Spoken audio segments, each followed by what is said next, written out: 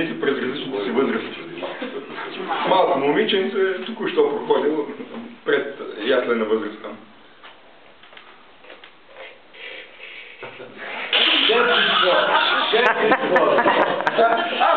По-голямо момиченце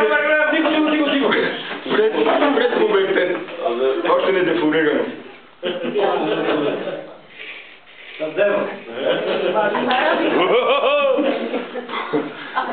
Следващото възраст много е дефлорирано и така нататък.